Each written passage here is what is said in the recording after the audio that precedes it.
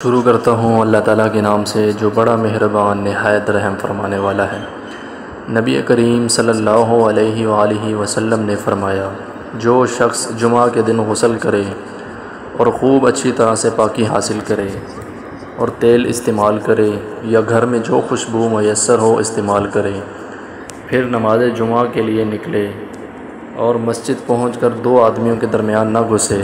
پھر جتنی ہو سکے نفل نماز پڑھے اور جب امام خطبہ شروع کرے تو خاموش سنتا رہے، تو اس جمعہ سے لے کر دوسرے جمعہ تک سارے گناہ معاف کر دیے جاتے ہیں۔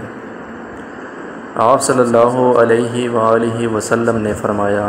کہ 7 طرح کے آدمی ہوں گے جن کو اللہ اس دن اپنے سائے میں جگہ دے گا،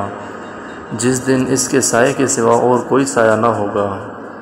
اول انصاف کرنے والا بادشاہ، دوسرا وہ نوجوان جو اپنے رب کی عبادت میں جوانی کی امنگ سے مصروف رہا، تیسرا ایسا شخص جس کا دل ہر وقت مسجد میں لگا رہتا ہے،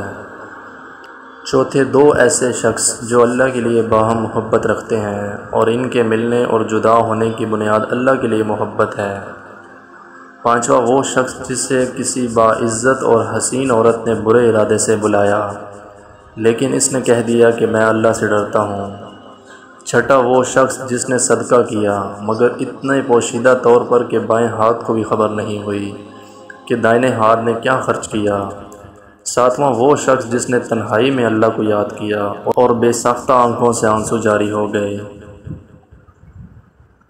رسول اللہ صلی اللہ علیہ وآلہ وسلم نے فرمایا، نوحہ ماتم کرنا جاہلیت کا کام ہے، اور اگر نوحہ ماتم کرنے والی عورت بغیر توبہ کیے مر گئی تو اللہ تعالیٰ اس کے لیے تارکول کے کپڑے